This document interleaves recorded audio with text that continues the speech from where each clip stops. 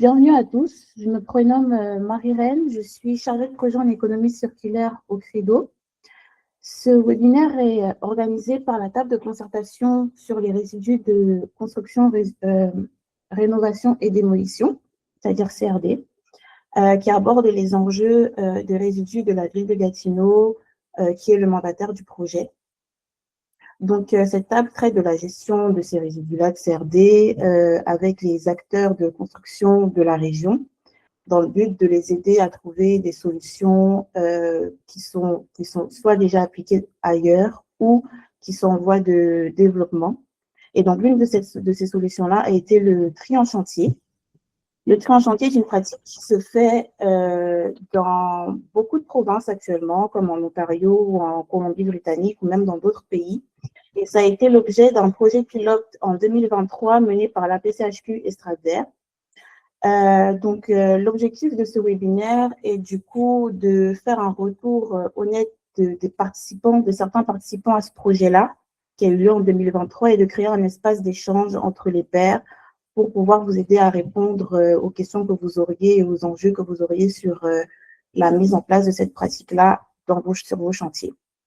Donc, ce webinaire est en partenariat avec la ville de Gatineau, dont on a Christé Honnet ici présente. Et nous avons également la PCHQ qui est partenaire et nous avons la présence de Félix Cadot, qui est aussi un intervenant de ce webinaire-là. Si vous regardez, je vais vous partager mon écran pour vous montrer notre petite présentation. Est-ce que vous voyez mon écran?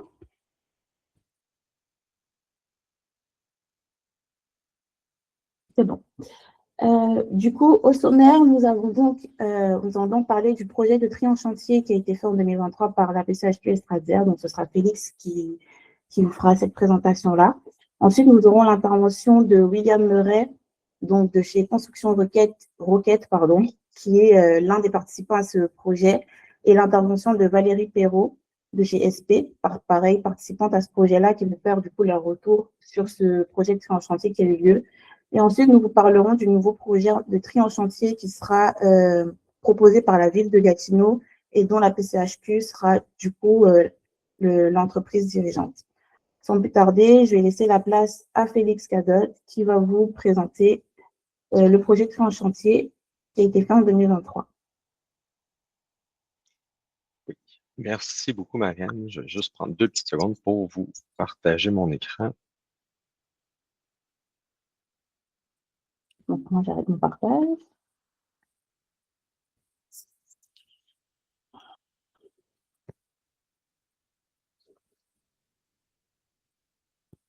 Parfait. Est-ce que vous voyez mon écran? Super. Donc, on va vous faire un bref retour sur le premier projet pilote, justement, qui a été fait en 2023, comme Marie-Reine l'a dit. Donc, ce projet pilote-là, on l'a réalisé avec notamment l'expertise de Stradzer. Pourquoi d'abord ce projet pilote-là?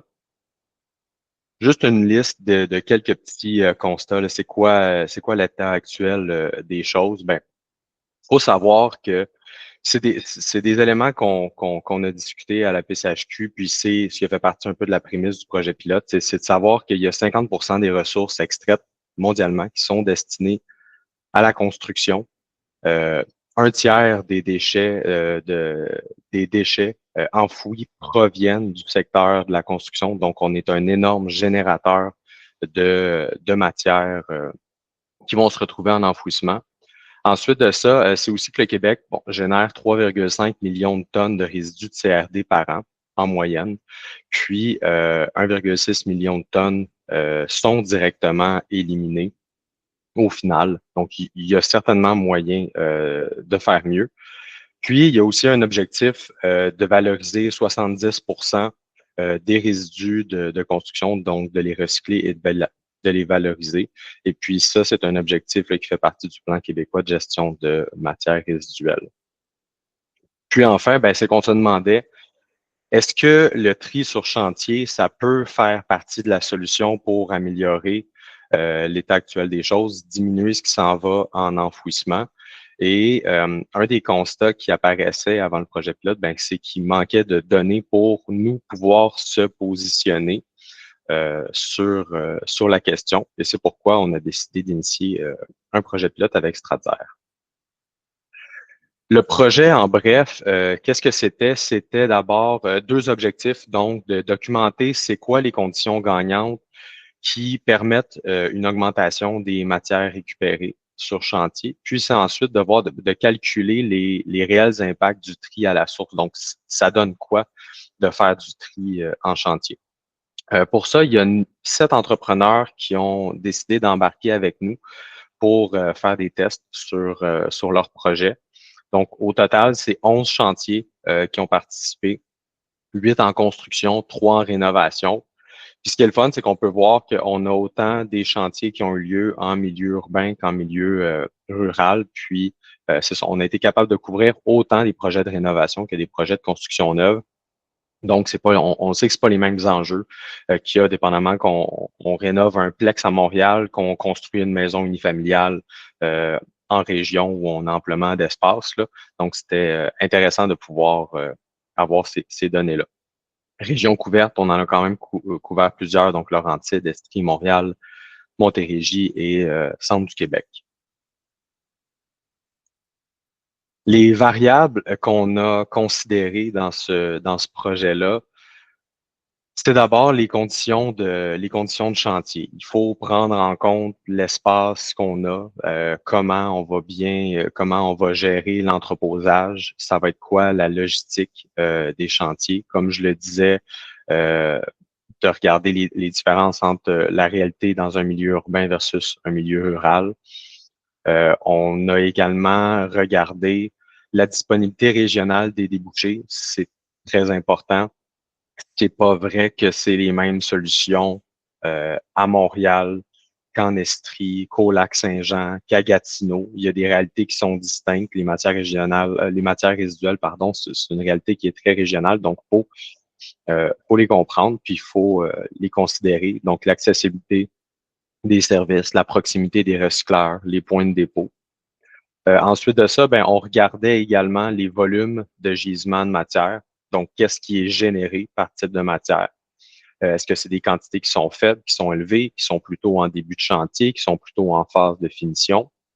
Ensuite de ça, ben, quel type de contenant, de conteneur on va avoir besoin pour les gérer, puis déterminer également c'est quoi la fréquence de collecte qui est nécessaire. Ensuite, c'est sûr qu'il y avait les incitatifs aussi qui étaient regardés. Donc, est-ce que le fournisseur de services pour les conteneurs, par exemple, est en mesure de m'offrir une tarification incitative parce que je trie certaines matières? C'est pas toujours le cas, parfois ça l'est, mais c'est certain que ça a une incidence. Ensuite de ça, est-ce que la municipalité accepte, pardon, de desservir le chantier avec les voies de collecte qu'on a dans les résidentiels, donc matière, dans le fond, les déchets, le recyclage, le compost. On vient pas capter des grandes quantités, mais ça permet de diminuer les contaminants qui se retrouvent dans les conteneurs de CRD. Puis ensuite, ben, c'est certain, pardon, qu'il fallait faire une gestion des habitudes, donc trouver une façon de mobiliser les travailleurs dès le début et également intégrer les sous-traitants pour notamment éviter des contaminations dans les conteneurs à travers le chantier. Bon, on l'a vu, c'est quand même un des éléments qui vient complexifier où c'est important d'avoir des discussions dès le début avec les sous-traitants, de nommer l'objectif de valoriser davantage les résidus de CRD parce que c'est une chose de mobiliser son équipe en interne, mais c'est une autre d'intégrer les équipes des sous-traitants qui sont pas là tout au long des chantiers ou qui arrivent de façon ponctuelle et qui repartent rapidement. Donc, qu'est-ce que ça a donné de manière générale, ce projet pilote-là? Ben, ce qu'on a vu dans les scénarios de référence de manière générale, ben, sur les chantiers de rénovation, on part avec un taux de valorisation, donc dans les scénarios de référence, avant qu'on intervienne dans le projet pilote, on part avec un taux de référence qui est à 46 puis le tri sur chantier permettrait d'augmenter d'à peu près 15% le taux de valorisation. C'est certain que d'avoir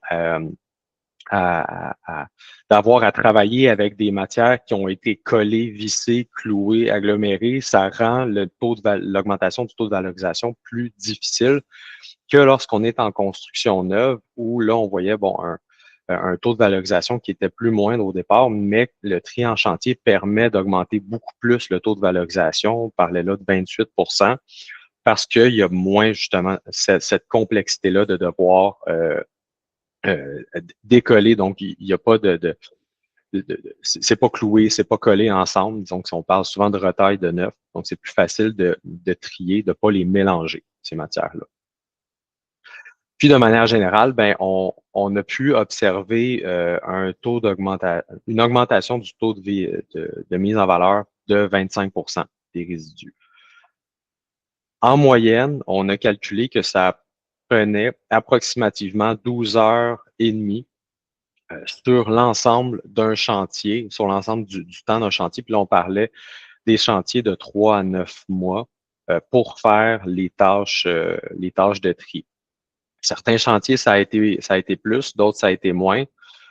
Ça dépend de la complexité du chantier. Mais ce qui est important aussi de voir, c'est qu'il y a beaucoup de tâches qui, avec les répétitions, avec les chantiers, sont appelés à diminuer le temps de planification qui est nécessaire. La première fois qu'on fait un plan de gestion de résidus de construction, ça va prendre plus de temps que la deuxième, que la troisième fois. Donc, c'est certain que avec le temps, il y a des gains à faire au niveau là, du temps supplémentaire que ça prend, mais c'est sûr et certain qu'il y a un certain temps supplémentaire à faire les tâches de tri. De manière générale, ben, on a calculé qu'en moyenne, le coût moyen supplémentaire pour faire les tâches de tri, donc on parle d'un 500 en moyenne sur le coût total d'un chantier. Et puis, c'est important de mentionner que grâce à ça, notamment, ben, il y a 2 chantiers qui ont réussi à dépasser l'objectif de 70% de taux de valorisation, qui est l'objectif du Plan québécois de gestion de matières résiduelles.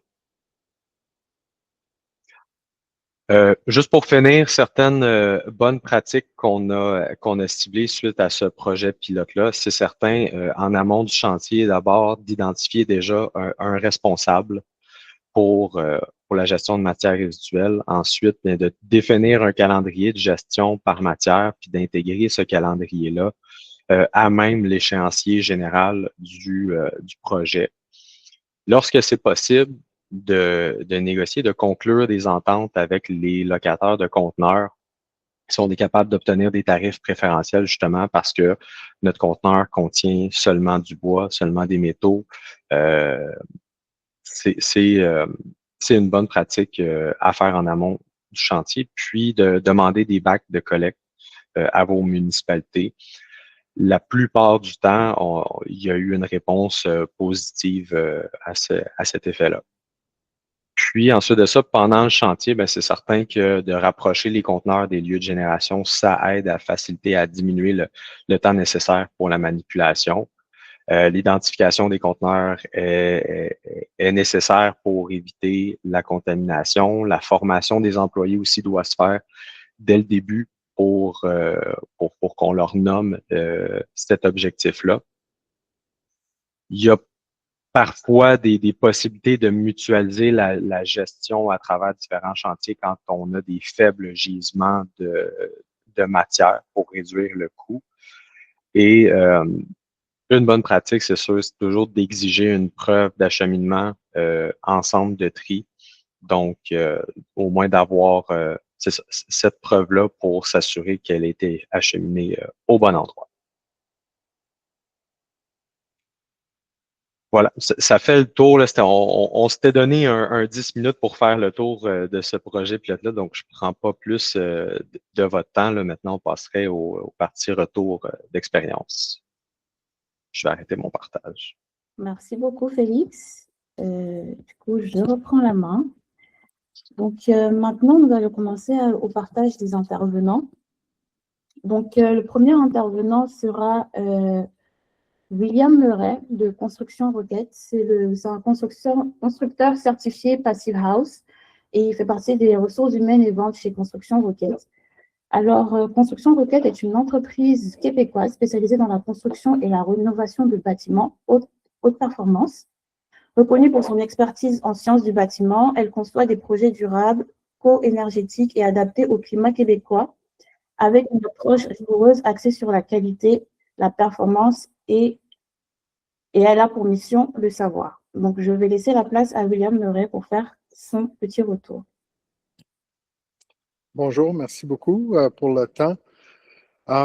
Ça fait presque 10 ans qu'on essaye de faire du tri sur chantier. On a commencé il y a une dizaine d'années avec juste, on est en milieu rural, fait qu'on n'a jamais des contraintes d'espace ou rarement des contraintes d'espace. Fait que je dois juste le nommer que ça a fait une très grosse différence pour nous d'avoir la place pour plusieurs containers en même temps. On a commencé juste à faire premièrement du bois et ensuite le reste dans un autre. Ça s'est bien passé, on était frustrés un petit peu et on a été poussé par une cliente qui voulait vraiment faire de la déconstruction et ça nous a poussé à faire un petit peu plus. Fait que, en ce moment-là, Stradier et APCHQ ont embarqué et on cherchait, excusez-moi, on cherchait une compagnie de containers, de poubelles qui pourrait travailler avec nous. Et je l'avoue, il n'y en avait vraiment pas beaucoup. Et c'est via la APCHQ et le projet de pilote de Stradier que j'ai rencontré une compagnie locale des Ourdis à Bromont, que eux montraient un gros intérêt à faire du tri sur chantier et du recyclage de matériel. On a couru l'un après l'autre pendant plusieurs mois pour vraiment embarquer et fait, mon historique et mon histoire et mes expériences, je dois dire qu'à date, je n'ai pas vu d'autres compagnies qui gèrent les poubelles comme eux. Fait que le mien est quand même, je pense, assez spécifique.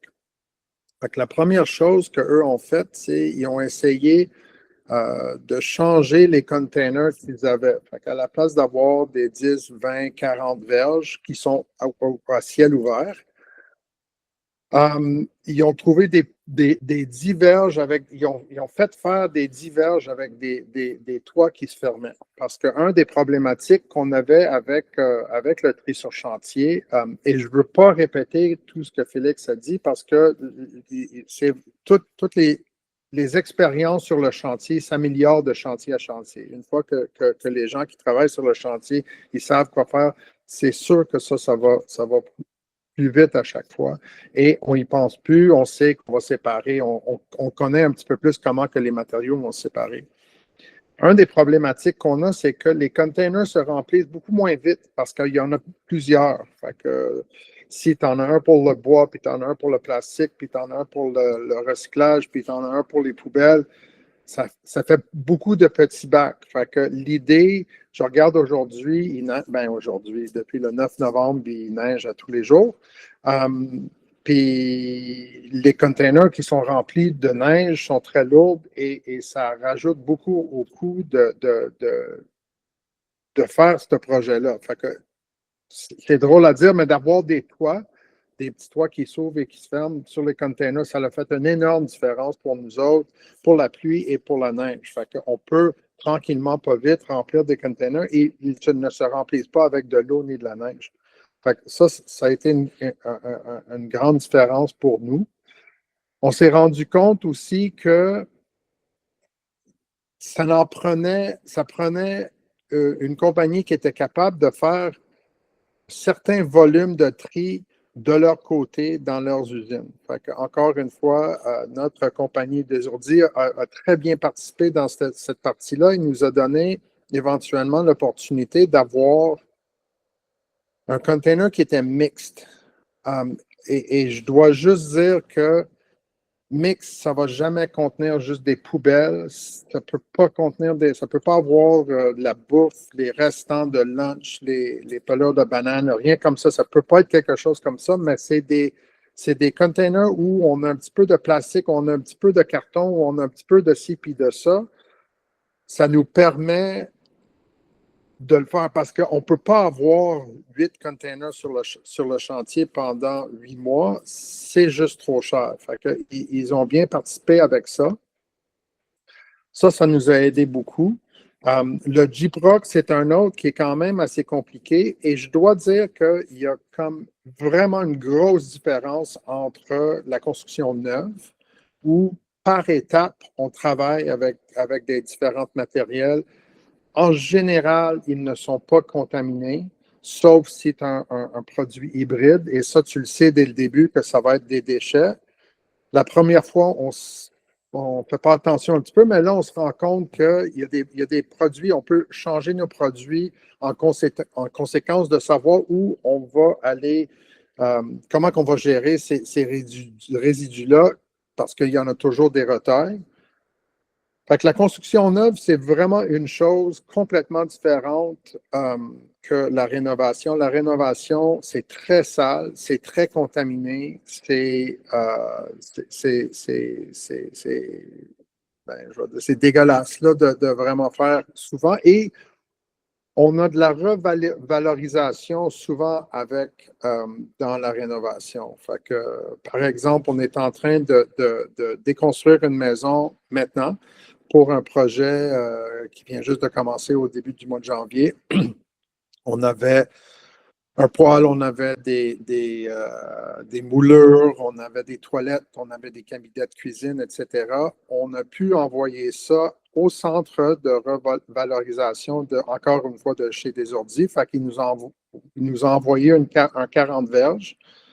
On l'a rempli avec grande attention, puis ils sont partis même jour avec. Encore une fois, il y a la météo qui est compliquée avec le ramassage de toutes ces affaires-là parce qu'on ne peut pas revaloriser souvent des produits qui sont laissés à la pluie ou à la neige. Fait que, c'est sûr que la bonne relation participative avec notre recycleur est primordiale. On ne peut pas le faire sans eux. Mais ça marche quand même assez bien. Mais fait que le JPROC, qu'est-ce que j'allais dire? Le problème avec le JPROC, c'est que ça prend beaucoup d'eau. Et c'est très lourd. Fait que les petits bacs, on ne peut pas le mettre dans les petits bacs parce que les petits bacs deviennent trop lourds et la machinerie n'est pas capable de lever ces petits bacs quand ils sont pleins de JPROC. Fait que ça prend des 20 et des 40 verges pour gérer le JPROC. Et eux sont à ciel ouvert. Fait qu'on n'a pas le choix que d'utiliser des containers qui sont à ciel ouvert pour le JPROC. Fait que ça prend une place pour soit dans la démolition de stocker, ou bien dans la construction neuve, c'est un petit peu plus facile parce qu'en général, la pose de JPROC se fait quand même vite, dans une journée ou deux. Fait qu'on est capable de passer à travers la phase du JPROC assez vite, mais dans la déconstruction, c'est rarement vite. Fait que ça prend, pour nous, encore une fois, on a la chance d'avoir des espaces pour garder les matériaux, mais c'est un enjeu.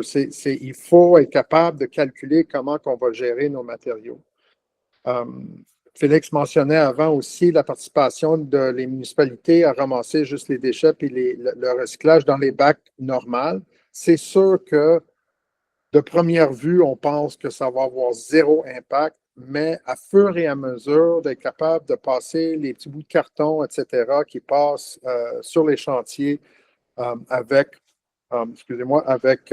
le recyclage ou bien le compost aussi, ça a l'air de rien, mais avec tous les restants de lunch et toute la bouffe, ça fait quand même une différence d'avoir un compostage qui est ramassé dans les chantiers. Et les poubelles, il y a des trucs qu'on ne peut pas recycler, qu'on peut, et ici à la campagne, on ramasse les poubelles une fois par mois, fait que c'est vraiment pas beaucoup, mais ça fait quand même une différence et ça l'emmène aussi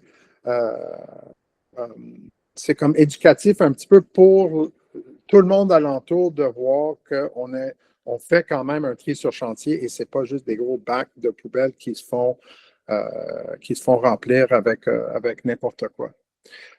Je dois dire que une chose qui aide beaucoup, c'est de bien identifier les containers. Aussi, on fait des réunions sur chantier une fois par semaine où on fait des mises à jour des plans et des décisions qui se prennent. Je dirais que si ce n'est pas une fois par semaine, c'est une fois ou 2 semaines qu'on fait un rappel de les phases qui s'en viennent et comment on va gérer ces poubelles-là, parce que ça change et on oublie de la même façon que souvent, même à la maison, ça fait presque toute ma vie qu'on a un bac de recyclage. Je me questionne encore aujourd'hui, des fois, avec un petit truc de plastique, je ne sais pas est-ce que c'est recyclable ou non. Fait que de penser que sur un chantier, on va être capable de tout apprendre et de tout s'en souvenir, c'est pas une réalité. Fait que ça prend c'est un projet qui est à continu.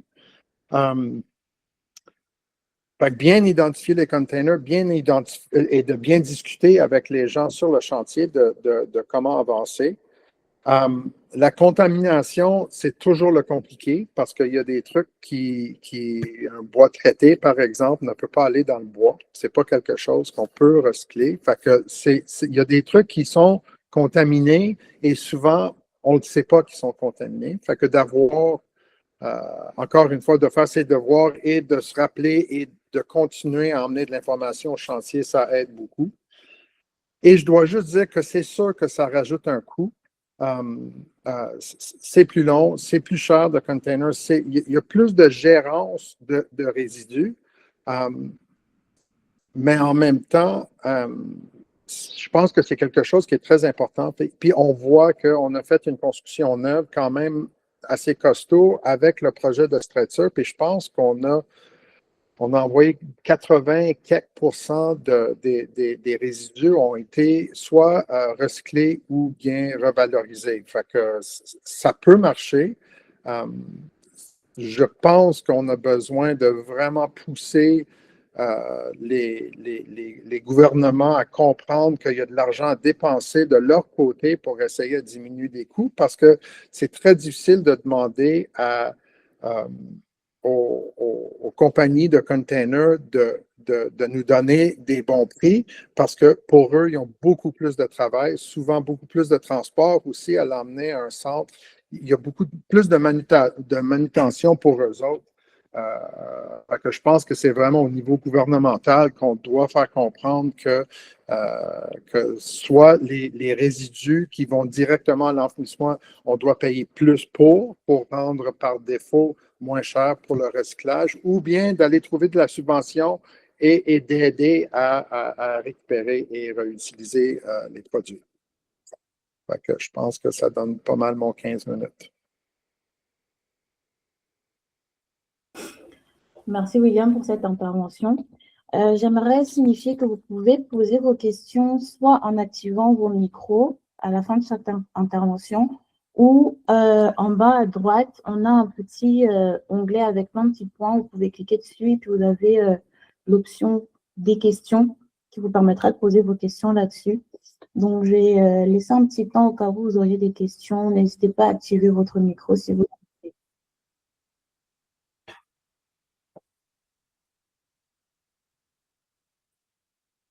Marianne, peut-être tu me permettras en attendant de voir s'il y a des questions qui arrivent. Là. Moi, une des choses qui m'a frappé dans le projet, notamment de construction roquette, puis ce qu'on peut voir, là, c'est un exemple quand une région se mobilise, quand les acteurs se parlent puis veulent trouver des solutions ensemble. Là, cette région-là, avec le groupe des Ourdis, avec les organisations économiques de la région, avec les entrepreneurs, ont commencé à se parler, à trouver des solutions, à se rapprocher, puis ça donne lieu à des taux de valorisation potentiels. William, tu parlais de 80 %. Nous, on avait calculé 97. C'était vraiment un bon taux de valorisation, puis c'est certain, il y avait eu beaucoup d'efforts, mais ça prouvait que le déchet ultime, quand on prend le temps, au final, il n'y en a pas tant que ça, mais ça prend de la gestion, puis ça prend de l'implication des différentes parties prenantes à l'échelle d'une région. Puis c'est un peu ce qui manque de manière générale sur les chantiers, cette discussion-là entre le générateur du déchet, l'entrepreneur, puis le preneur, le centre de tri. Puis quand les deux peuvent se rapprocher, ben on peut arriver à améliorer le taux de valorisation. Je pense que c'était quelque chose qui était frustrant pour les gens de Stratsur parce qu'on n'était pas le norme. Fait que c'était compliqué pour eux autres de comprendre qu'on avait des conteneurs déjà qui étaient différents pour les différentes choses et c'était pas. Le suivi était beaucoup plus facile, mais c'était pas du tout le même suivi. Et l'autre chose que je dois dire, c'était notre deuxième, même si ça faisait pas partie du projet pilote, c'était notre deuxième tournée d'essayer de faire la revalorisation de matériel et de recyclage. Fait qu'on avait déjà fait des ajustements sur nos compositions de murs et nos compositions de construction, justement parce qu'il y avait des produits qu'on avait éliminés qui étaient par la façon qui était faite, étaient déjà contaminés. Très belle intervention. Merci pour cet ajout et pour l'intervention de Félix qui vraiment relève beaucoup d'informations. On a une question dans l'onglet des questions. Est-ce que le tri en chantier permet de garder la rentabilité du projet?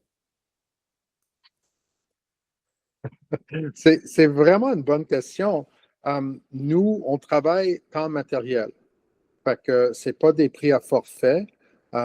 Et on donne beaucoup écoute, je pense que dans le contexte actuel de la construction au Québec où tout est tellement cher, où on doit toujours donner des options pour les clients parce que sinon, ils n'auront pas les moyens de le payer.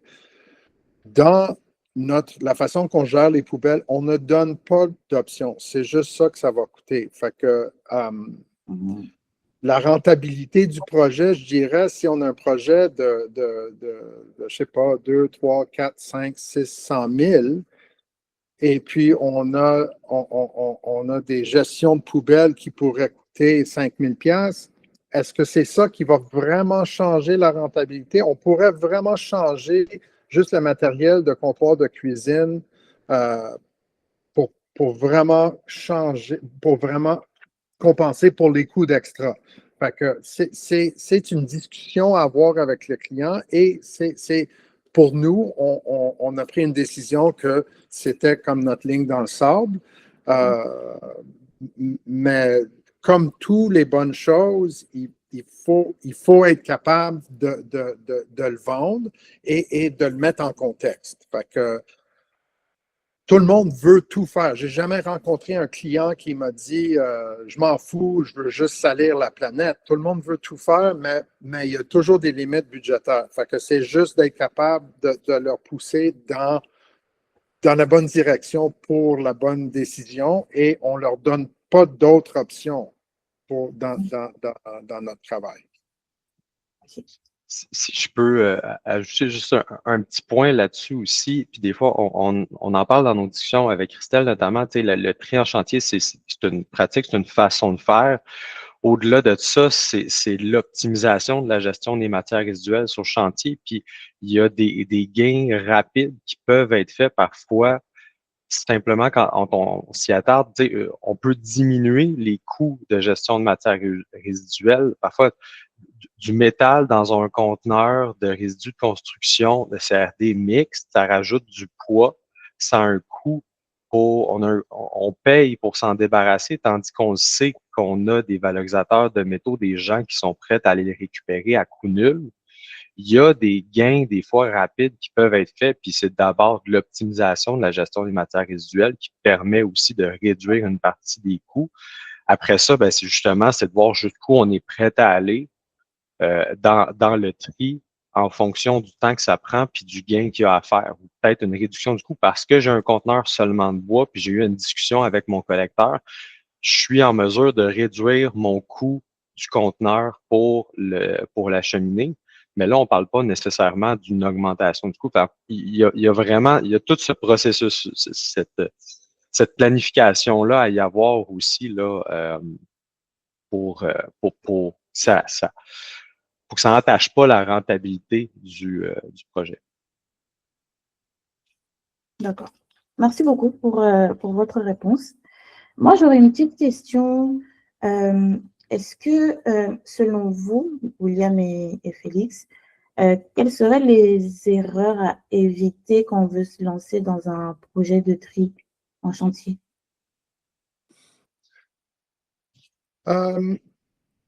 Personnellement, je dirais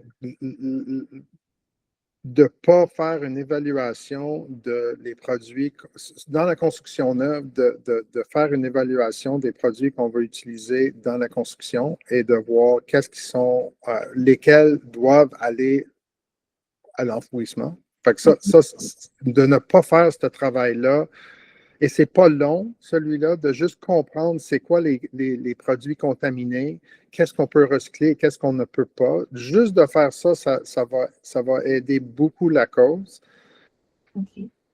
La rénovation, c'est vraiment une autre chose, là. Puis tu sais, les produits neufs qu'on va mettre dans la rénovation, ben là, on tombe plus dans les mêmes règles d'une construction neuve, mais c'est la déconstruction et je l'avoue que la déconstruction, c'est beaucoup plus cher que la démolition. Et la démolition, c'est très difficile à faire un tri sur le chantier. Fait que il faut vouloir. Fait que moi je dirais, il y a une expression en anglais, eyes wide open, il faut vraiment être conscient de qu'est-ce qu'on essaie de faire et des fois, on fait le mieux qu'on peut. Il faut que ça soit assez. Et des fois, on essaie d'y aller jusqu'à la fin et ça, c'est encore mieux. Mais je pense que de faire l'évaluation préliminaire pendant qu'on fait nos budgets, pendant qu'on passe ligne par ligne à qu'est-ce que le tout va coûter, d'être conscient de les matériaux qu'on va utiliser ou qu'on doit démolir, je pense que c'est de ne pas faire cette étape-là, je pense que ça, c'est la plus grosse erreur. OK. Merci beaucoup. Puis, Oui? je peux juste renchérir sur ce que William a dit. Moi, ça me revient toujours parce que j'ai toujours été en économie circulaire. Puis, une phrase qui revient souvent, c'est le déchet, malheureusement, c'est une erreur de conception à la base, au début. La nature en fait pas d'erreur de conception. Tout se valorise, on est dans un cycle fermé, mais nous, malheureusement, on a des erreurs de conception qui fait qu'on génère des déchets. Donc, ça se passe beaucoup, justement, comme William le disait déjà, en phase de conception. Puis, je dirais, ensuite de ça, ben, on a parlé des sous-traitants, mais de ne pas impliquer les sous-traitants, de ne pas en discuter avec tout le monde à la table dès le début. Si ben là, ça peut mener à de la contamination, puis diminuer le taux de valorisation là, qu'on peut espérer. Donc, c'est juste un exemple parmi tant d'erreurs à éviter, mais c'est certain que encore là, ben, c'est en le faisant dans les différents chantiers, puis de trouver justement le juste équilibre, de vouloir tout faire dès le jour 1, ben, ça peut décourager les employés, les travailleurs sur le chantier. C'est de commencer par les plus grands gains à faire pour mobiliser, que ce soit justement un objectif mobilisateur et non pas quelque chose qui décourage les gens sur le chantier. OK. Merci beaucoup pour ton intervention, William. Très enrichissante. Nous allons passer maintenant à l'intervention. Ah, nous avons les photos du chantier que vous nous avez envoyé. Est-ce que vous pouvez dire quelque chose à propos de ça? Ben, juste celui à droite, vous voyez comme tous les trucs ici qui vont être réutilisés. Évidemment, avec 2 pieds de neige dessus, c'est beaucoup moins intéressant. Et comme vous voyez, la photo du milieu, ça, c'est vraiment de la rénovation. Fait que on est en accord qu'il y a il y a un gros mixité de matériel qui est compliqué et long à séparer. Et puis, c'est juste d'avoir l'enseigne sur le container, puis vous voyez le petit toit là, par-dessus. Ça fait que c'est vraiment des diverges avec des petits toits et c'est bien identifier qu'est-ce qu'on peut et surtout qu'est-ce qu'on ne peut pas mettre dedans. C'est tout. OK. Merci beaucoup. Merci à vous. Donc, je vais laisser la parole du coup à Valérie Perrault, qui est propriétaire et présidente chez SP. SP Montréal est une firme montréalaise spécialisée dans l'architecture, le design d'intérieur et la rénovation résidentielle, Fondée en 2002 comme entrepreneur général, elle a évolué vers une approche intégrée combinant conception et exécution, ce qui lui permet d'accompagner ses clients de l'inspiration jusqu'à la finition de leur projet. Grâce à son expertise complète et à son équipe multidisciplinaire, SP offre des solutions personnalisées, clés en main ou à la carte, pour des rénovations esthétiques, fonctionnelles et bien planifiées. Valérie, je te laisse du coup faire ton intervention. Oui, bien merci. Donc, nous, on a participé à cette étude-là avec Strasger et la PCHQ en 2023 dans un chantier qu'on a fait à Montréal. En fait, nous, on est exclusivement à Montréal. Donc, c'est sûr qu'il y avait une contrainte d'espace. Nous, on a mis un conteneur qu'on est capable de diviser pour trier le conteneur directement dans le conteneur. Là, on parle de rénovation. Donc, nous, on fait de la rénovation. C'est un petit peu plus complexe. On avait aussi certaines poubelles identifiées à l'intérieur du projet pour les plus petits morceaux qu'on était capable de récupérer. Ce qui a été le plus difficile, je pense, c'est vraiment la planification, l'organisation, la formation des gens pour que personne mette leur café du McDo dans une poubelle sur le chantier qui n'était pas dans la bonne poubelle, ou justement leur lunch, ou la conscientisation. Puis quand on fait affaire avec des sous-traitants, on peut parler aux sous-traitants, mais des fois, il y a différents employés du sous-traitant qui vont passer. Donc, ça, c'est vraiment la logistique. La formation, c'est quelque chose qui a été plus difficile. Il fallait avoir quelqu'un qui était plus présent sur le chantier pour continuer à expliquer les raisons de pourquoi on fonctionnait différemment. Donc, ça a été un petit peu notre difficulté. Notre gros sujet gagnant, je dirais, ou ce qu'on a vraiment gardé, puis ce qui a vraiment bien marché, c'est tout ce qui était déconstruction de la cuisine, de certains matériaux qu'on voulait garder. Donc, la cuisine a été réinstallée dans un logement. Quelqu'un est venu, a déconstruit. Donc, nous, on n'a pas payé personne pour déconstruire. On a mis des annonces. Les gens sont venus, ont déconstruit avec notre supervision. Par exemple, la cuisine, la salle de bain aussi avait été récupérée. Ils ont été capables de prendre ça puis mettre ça dans d'autres logements puis récupérer tout ce qui était plus visible. Certaines choses aussi que la cliente voulait se débarrasser, qu'on a pris, qu'on a revendu sur Marketplace. Donc, on a eu du temps de gestion, d'organisation, mais on a aussi eu des revenus de ça parce qu'on les a vendus moins cher, mais on était capable de les vendre. Donc, on a estimé que c'est un coût nul. Mais ça nous a aussi donné de la visibilité. On l'a mis sur notre Facebook de la compagnie, on l'a mis sur Marketplace. Donc, il y avait une certaine visibilité qu'on allait chercher. Donc ça a été bien. On a essayé aussi de travailler avec différents partenaires à Montréal pour être capable que les déchets ne soient pas nécessairement tous jetés, mais qu'ils puissent être récupérés. Il y a certains organismes à Montréal qui vont garder, par exemple, le gyps, qui vont garder le gyps, on va leur donner. La seule chose, c'est qu'il soit d'une certaine dimension. Donc, le gyps, je pense que c'était 3 pieds par 3 pieds minimum. Donc, on peut pas donner des petits morceaux. Si on avait des bons morceaux, le gyps, le bois peut être récupéré dans des organismes qui louent des outils, puis que les gens viennent louer des outils pour faire différents projets. Donc, on a pu faire ça. Aussi, quand à Montréal, il y a beaucoup des cadrages de portes ou des portes qui ont un certain cachet on veut pas jeter, même si c'est du bois, on veut pas nécessairement le jeter. Donc, il y a Éco-Réno, un organisme qui récupère ces matériaux-là pour pouvoir en faire, parce que d'autres personnes vont vouloir avoir la même porte ou en fait, de conserver le patrimoine. SP, on est très fervent de la conservation du patrimoine. Fait que ça, c'est quelque chose qu'on a voulu faire.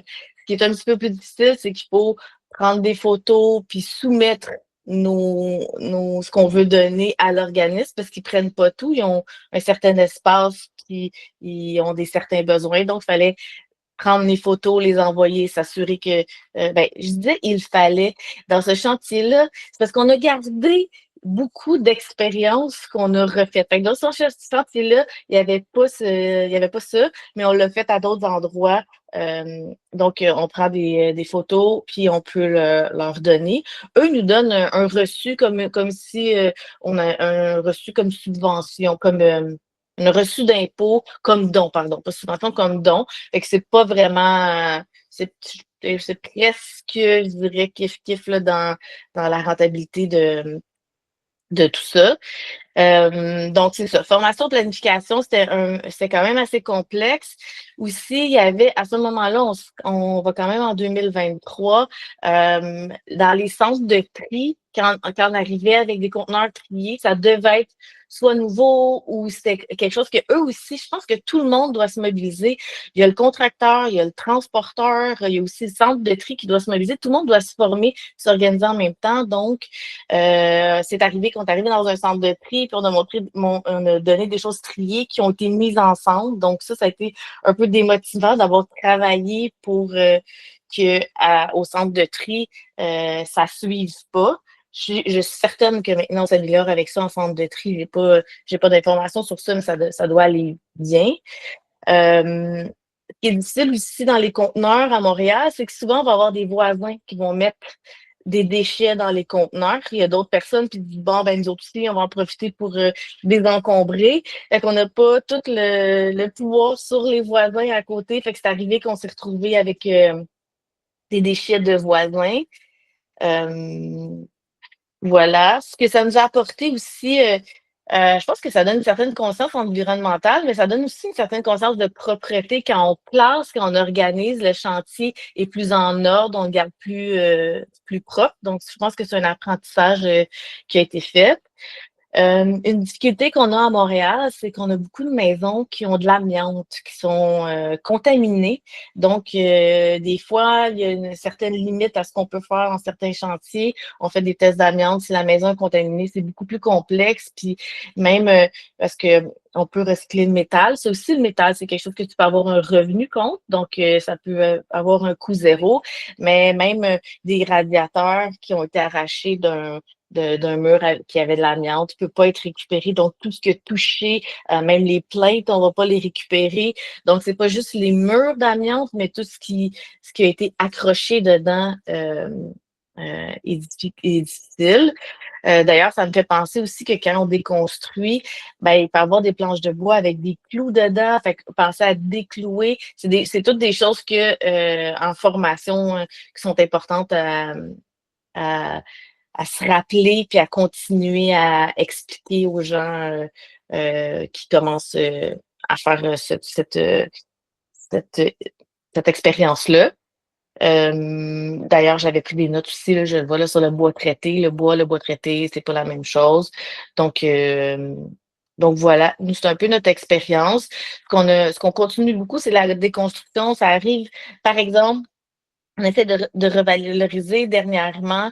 On a pris une toilette d'un chantier qui était encore bonne, mais que la personne voulait se débarrasser. Bon, on l'a donné à un cégep, puis le cégep, pour des gens qui étudient en physiothérapie, qui veulent apprendre à aider quelqu'un à s'asseoir sur une toilette. Tu sais, ça peut être utilisé, pas juste, on n'est pas obligé d'avoir des choses qui fonctionnent, mais on peut avoir des choses qui peuvent être utiles pour l'enseignement ou pour d'autres utilisations.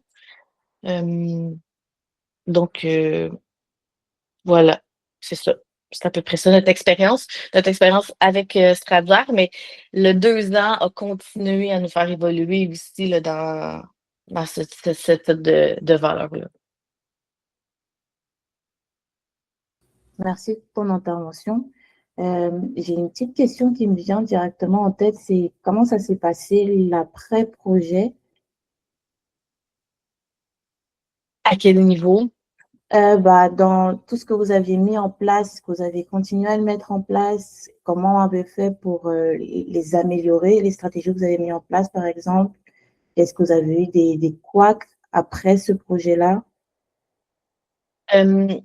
En fait, je pense que ça nous a tout consenti. On a commencé à en parler. Puis ce que ça fait, c'est qu'on a continué à en parler en équipe pour trouver d'autres solutions, des choses qui étaient intéressantes. Puis une chose mène à une autre chose. Quand on en parle, on peut en parler à des clients ou on peut en parler à quelqu'un pour lequel on peut aussi avoir repris des meubles. On a ramené au bureau certains meubles des fois pour leur passer à d'autres personnes qui étaient dans le besoin. Je sais qu'il y a Habitation aussi sans frontières qui peut prendre des meubles. Je pense que Renaissance aussi, on peut participer à ça.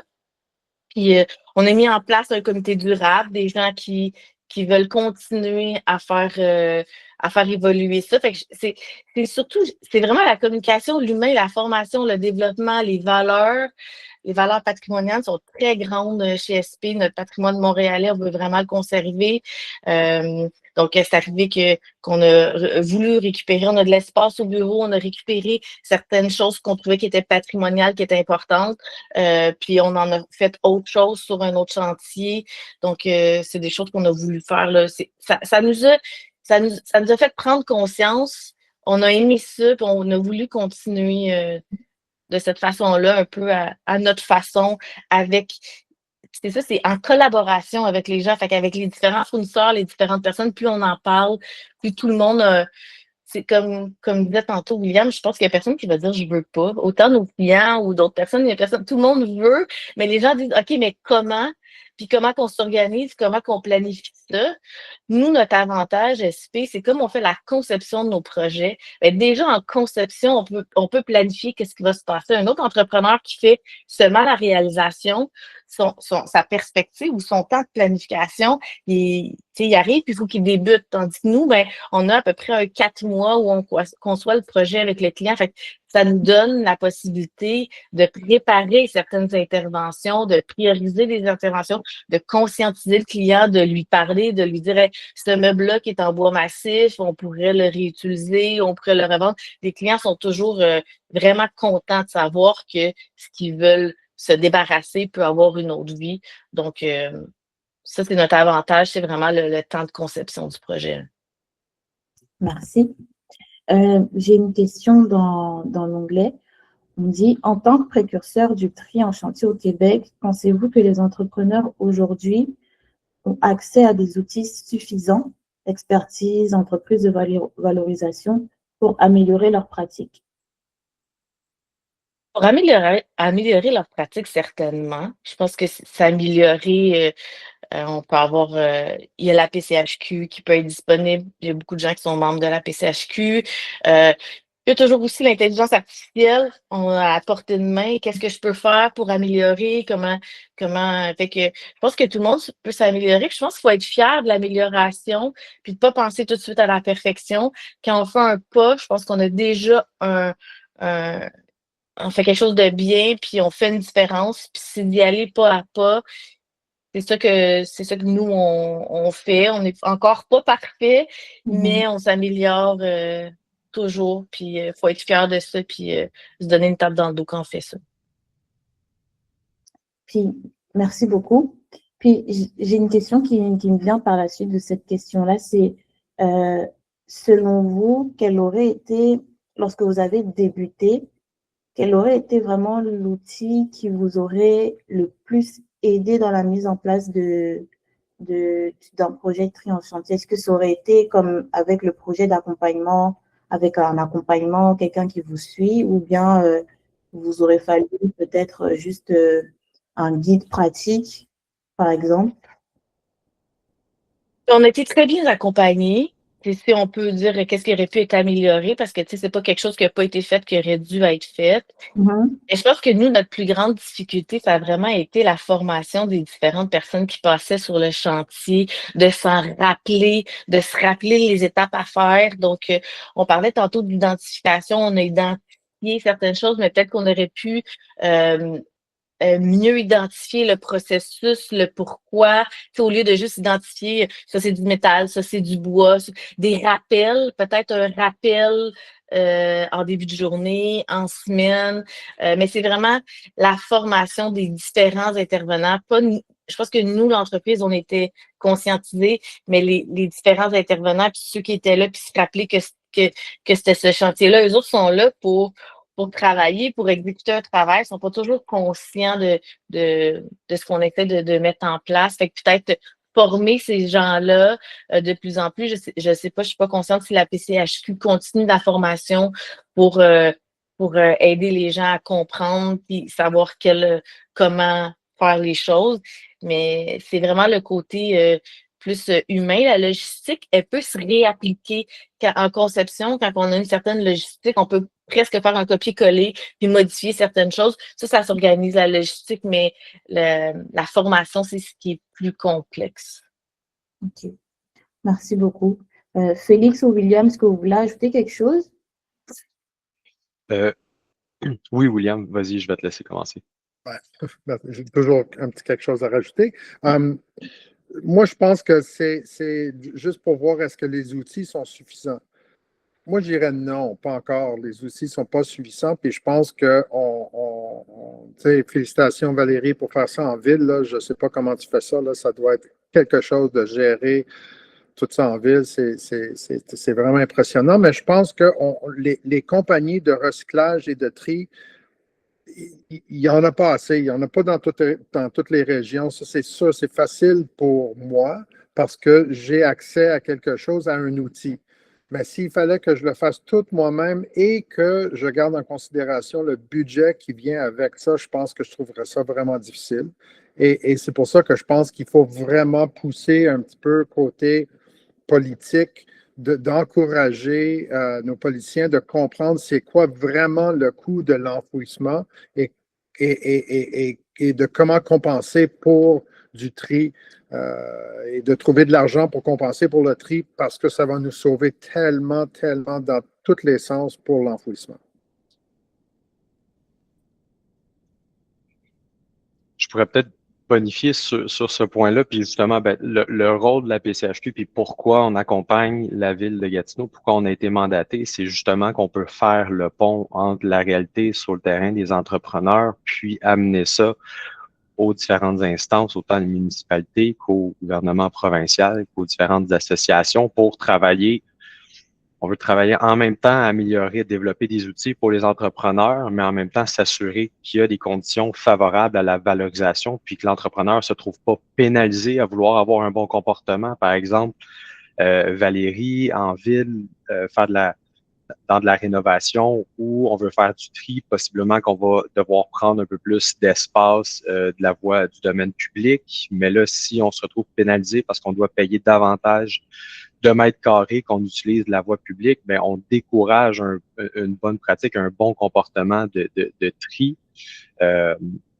pour valoriser. Donc, c'est sûr que nous, en faisant ces projets pilotes-là, on comprend les réalités terrain, on comprend les différentes réalités des régions. Ça nous permet d'avoir des discussions justement avec les municipalités, puis avec le provincial également. Donc, c'est aussi une des pourquoi c'est important ces projets-là. Puis, j'amènerais peut-être juste deux derniers éléments. Donc, le point de Valérie qui m'ont fait penser, tu sais, c'est vraiment ça développe des réflexes, des questions qu'on se pose en interne qui nous amènent à voir la possibilité de mettre en place de la déconstruction, de parler de réemploi. Donc, ça initie une discussion puis de la recherche de solutions qui amène à autre chose après que seulement du tri. Le tri, c'est la façon de faire, puis après ça, ça amène à d'autres stratégies. Puis je vais parler juste, tu sais, pour finir, cette expérience personnelle parce que j'étais sur les chantiers avant, puis pour avoir fait des chantiers autant de démolition que de déconstruction, il y a un aspect qui peut être quand même intéressant, même si ça comporte, selon les éléments, ça peut comporter des défis au niveau de la santé-sécurité quand on parle plus du structurel, mais de déconstruire certains éléments plutôt que d'y aller en mode démolition avec la masse, avec tout ce que ça génère. Honnêtement, au niveau de la santé, sécurité, de la salubrité sur chantier, la génération de poussière, etc., ça peut être quand même plus agréable d'être sur un chantier de déconstruction par moment que d'être en mode démolition traditionnelle.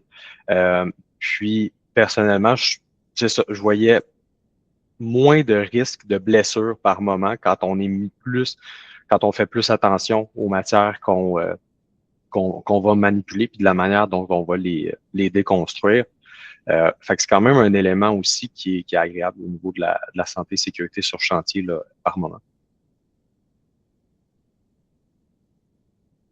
Merci beaucoup pour votre intervention. On a une autre question. Dans la chaîne de revalorisation, y a-t-il des acteurs qui manquent à l'équation qui pourraient bonifier le travail sur chantier?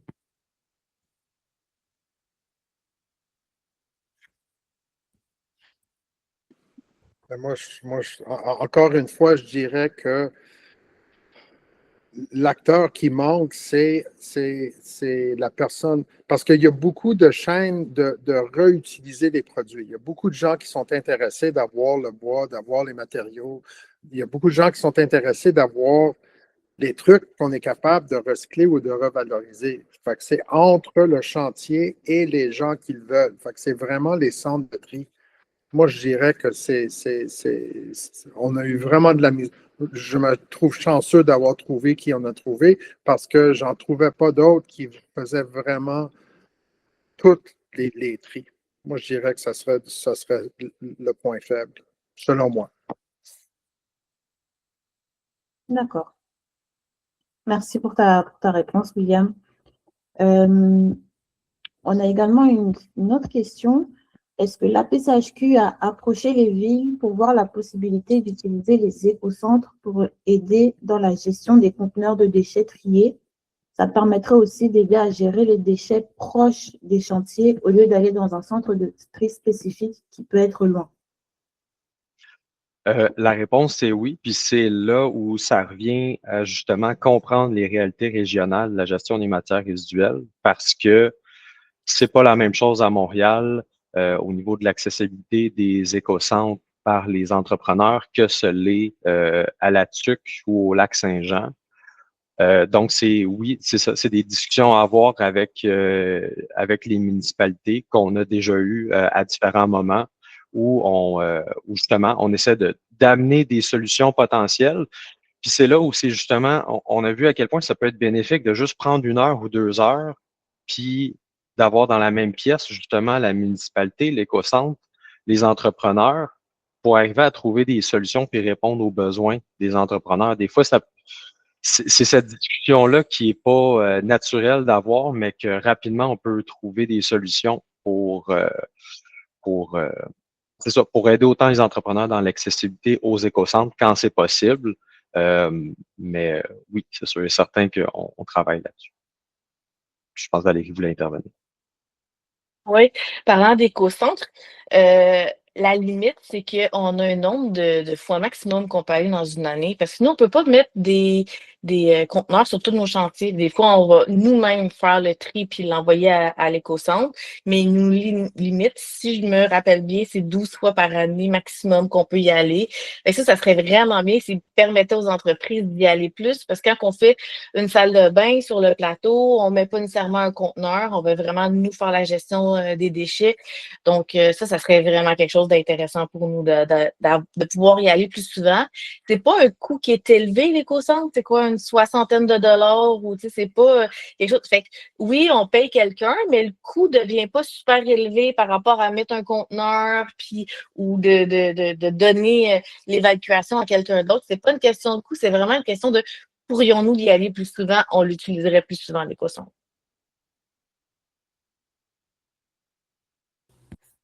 Merci pour ton intervention et merci pour ces réponses à la question.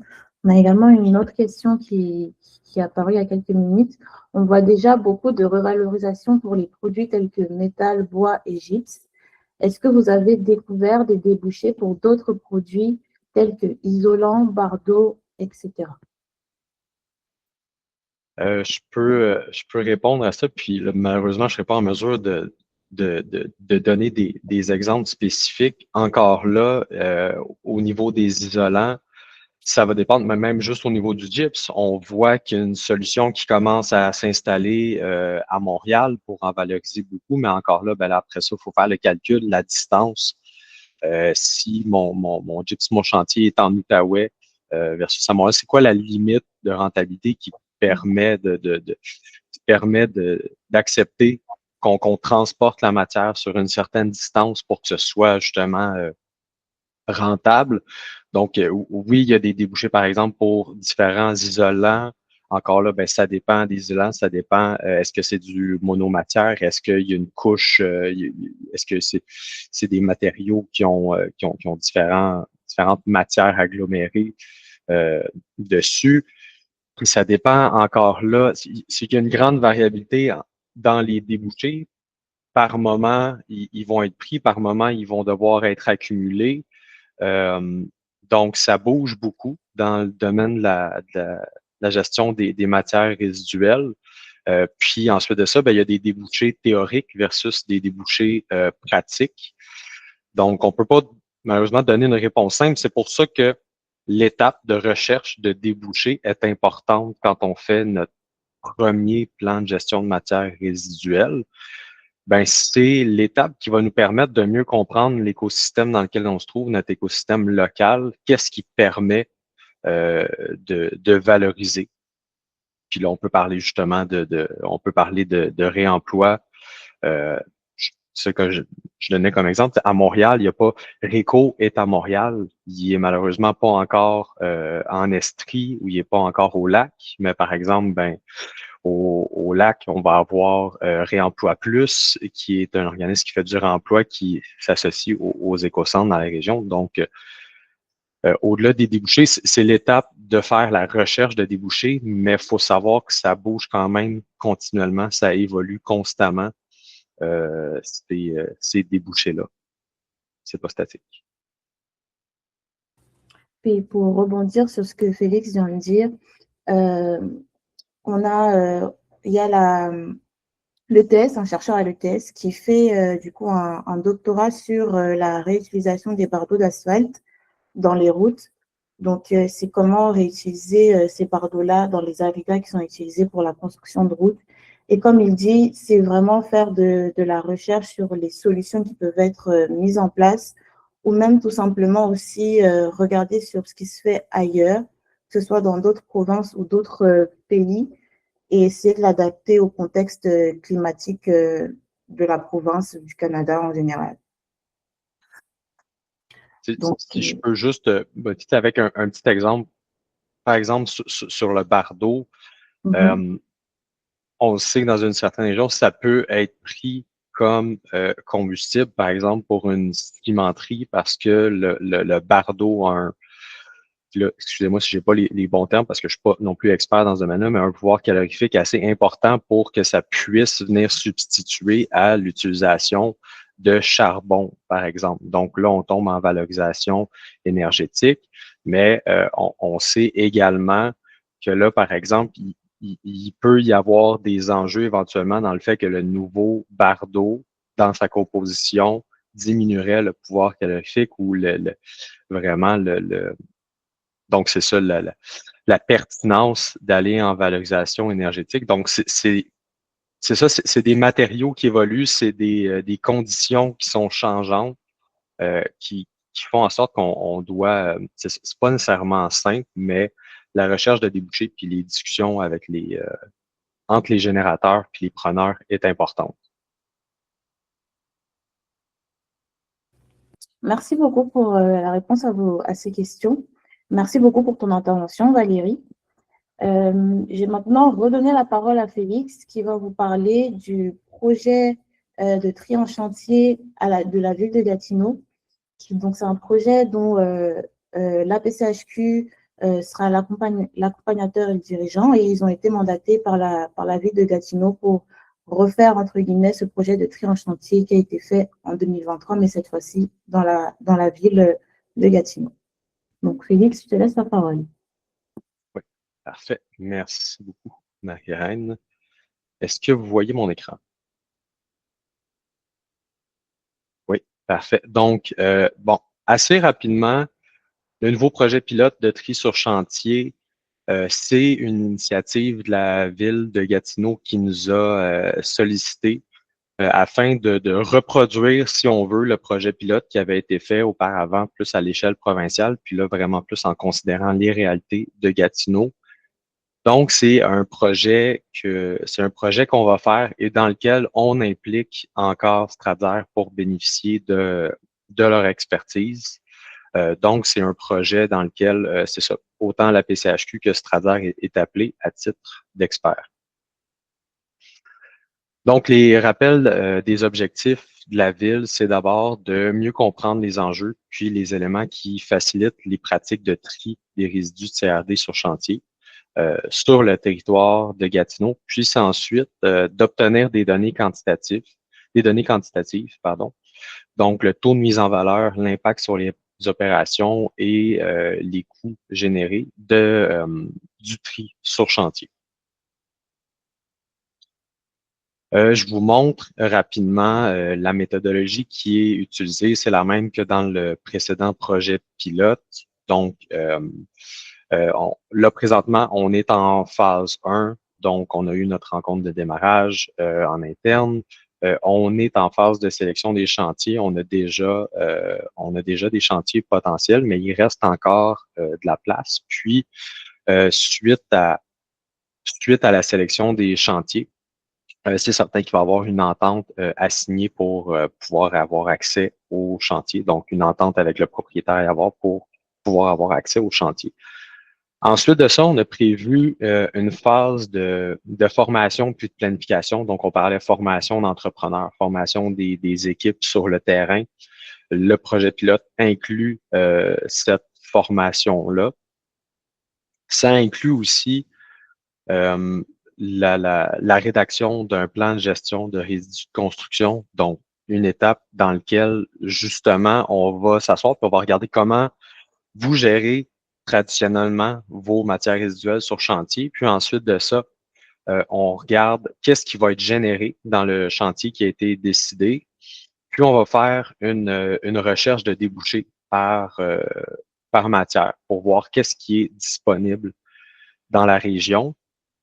Et ensuite de ça, ben, à travers une discussion avec l'entrepreneur, ben, on va décider du plan final, des matières qui vont être triées et de la méthode de collecte qui va être sélectionnée. Puis, on va préparer aussi tout ce qui est l'affichage de chantier. Par la suite, ben, c'est la phase de suivi puis visite de chantier. Donc, on a prévu une visite par chantier durant les projets.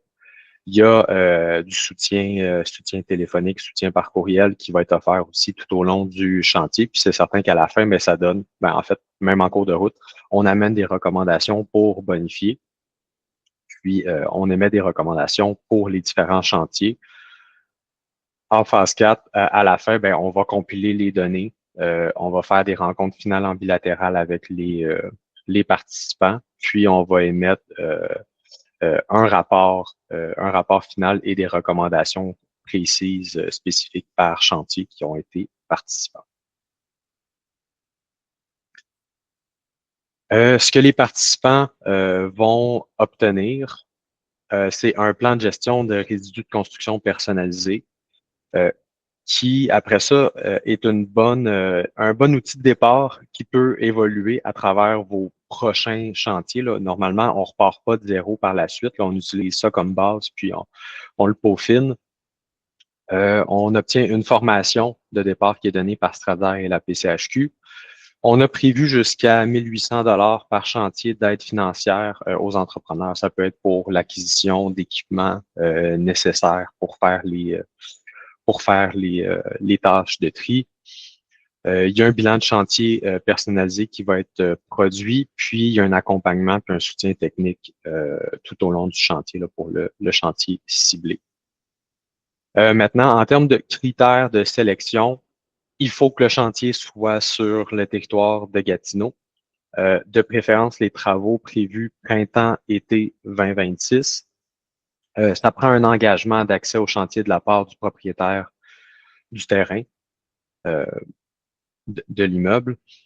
Puis, type de chantier, type de projet, priorité aux constructions neuves ou rénovations majeures pour accumuler le plus de données possible.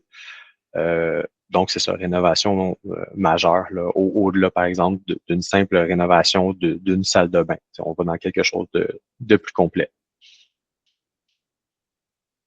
Puis ensuite de ça, simplement pour terminer les prochaines étapes, pour participer. Si ça vous intéresse, il y a des entrepreneurs qui nous écoutent en ce moment puis qui aimeraient avoir des discussions avec nous pour mieux comprendre ce que ça implique, pour répondre à des questions plus spécifiques. Donc, si vous voulez lever la main, ça vous intéresse, contactez Christelle Honnet, qui est responsable aux matières résiduelles à la ville de Gatineau. Et donc, je vous laisse l'adresse courriel qui est ici, mais peut-être qu'on pourra également l'envoyer dans je sais pas s'il y a un courriel de suivi qui est prévu après le webinaire, mais certainement qu'on pourra mettre son adresse courriel en même temps. Donc, voilà, peut-être dernière période de questions, s'il y en a. Je vais arrêter mon partage. Est-ce que je peux juste ajouter quelque chose? Merci beaucoup, Félix. Moi, j'ai trouvé ça vraiment très clair, tout ce que vous avez dit. Donc, je voulais juste préciser qu'on a ce projet-là de tri en chantier, puis on a aussi un autre projet sur la déconstruction. Si ça vous intéresse, le thème déconstruction, vous pouvez aussi me contacter sur le sujet. Puis, je vais répondre en même temps à la question que j'ai vue passer. C'est vraiment sur le territoire de Gatineau qu'on recherche des chantiers. Malheureusement, on a vérifié en interne, mais on ne pourra pas accompagner des chantiers qui sont en dehors du territoire de Gatineau. Voilà, merci.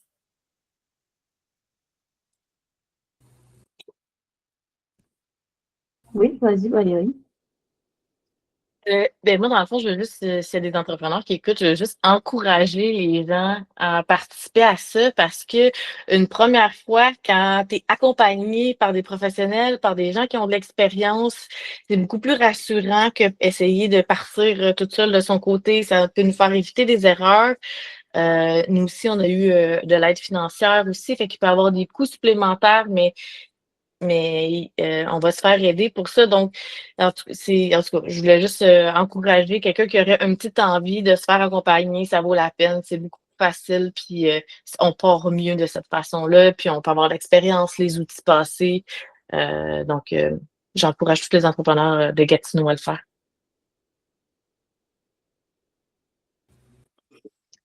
Merci beaucoup pour vos interventions.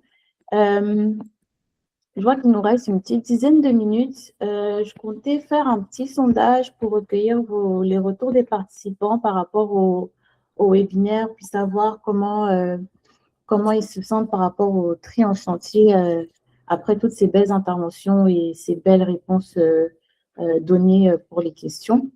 Donc, je vais démarrer le sondage, puis je vais mettre les questions et toutes les options. Entre-temps, est-ce que vous vouliez peut-être rajouter quelque chose pour à tout ce que vous avez dit? Ben, peut-être un peu dans le même sens que Valérie. Je pense que c'est une opportunité justement pour les entrepreneurs qui souhaitent se démarquer et faire évoluer leur pratique en interne. Si vous sentez aussi que vos employés sont mobilisés, qui aimeraient que l'entreprise fasse un geste de plus, c'est une bonne opportunité justement de faire un premier pas, de développer des outils en interne, puis d'avoir, comme Valérie le disait, la possibilité d'avoir un accompagnement autant de nous que de la part de Stratver. Ça vient vraiment diminuer le risque, je dirais, d'échec ou d'expérience négative. Ça permet d'emboîter le pas, ça peut devenir éventuellement un élément différenciateur pour l'organisation. Donc, je dirais, n'hésitez pas à nous interpeller pour participer. Je pense que c'est l'occasion, quand on est un précurseur, de se différencier, de se démarquer avant que éventuellement peut-être il arrive des réglementations, des obligations de performer, puis là, on n'est pas prêt. Donc, voilà. J'aimerais juste faire le pouce sur ce que Félix vient juste de dire. Tout le monde sait que l'environnement de construction au Québec est très, très, très compétitif, que les coûts sont très, très élevés. Puis c'est sûr que c'est un volet de vente qui peut très, très bien marcher aussi. Il y a de l'intérêt dans le public de prendre les bonnes décisions. Puis je pense que c'est le futur, fait que ça vaut vraiment la peine d'embarquer parce que c'est le futur. Il va venir. Moi, si je peux ajouter, c'est oui, la vente, mais la mobilisation des gens aussi, le personnel. Quand tu fais partie d'une organisation qui a certaines valeurs puis qui promouvoit l'environnement, les gens en sont fiers. Fait que pour le recrutement, si le recrutement est plus difficile ou pour garder les gens, ils se disent, ben, je veux pas nécessairement aller ailleurs si mon employeur offre certaines choses ou fonctionne d'une certaine façon, ça rejoint mes valeurs, je vais rester. Fait qu'il y a le client, il y a les ventes, mais il y a aussi l'interne, je pense, qui est important à penser puis qui joue un rôle important. Merci beaucoup. Donc, le sondage est lancé. Bon, juste une petite dernière question. Donc, je vais laisser les participants y répondre. Puis, nous pourrons recueillir les réponses à la fin. Merci aussi pour ce beau résumé du webinaire et de ce qui en a été dit. On comprend donc pour avoir un webinaire, un tri en chantier, pardon, réussi, il faut vraiment de la collaboration entre les acteurs qui font ce projet de tri, que ce soit en construction ou en rénovation, même en déconstruction. Que la rénovation paraît plus simple d'appliquer cette pratique-là que la construction, puisqu'on voit déjà, on planifie déjà à l'avance et c'est déjà inclus dans tout le processus ce qu'il faut, comment on pourrait réutiliser ces matières-là. On voit aussi que c'est important qu'il y ait des acteurs présents dans chaque région, comme par exemple le disait William, la présence de centres de tri. Puis aussi que ce serait important que les politiques et même les acteurs de la construction se rendent compte de vraiment de ce que ça implique, que de l'enfouissement et des coûts que ça implique réellement, et aussi peut-être d'avoir des incitatifs réglementaires qui pourraient pousser à mettre cette pratique en place plus facilement.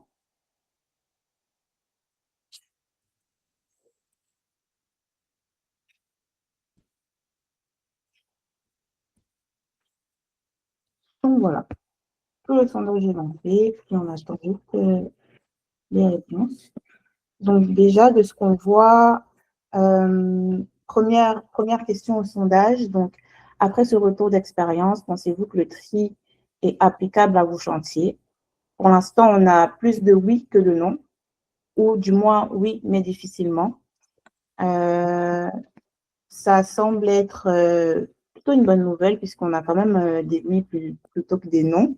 Donc, on voit bien que ça varie quand même entre le oui et le oui, mais difficilement, mais ça montre que les participants ont quand même cette volonté de vouloir essayer, de vouloir le faire. La question suivante était, qu'est-ce qui vous serait le plus utile pour aller plus loin?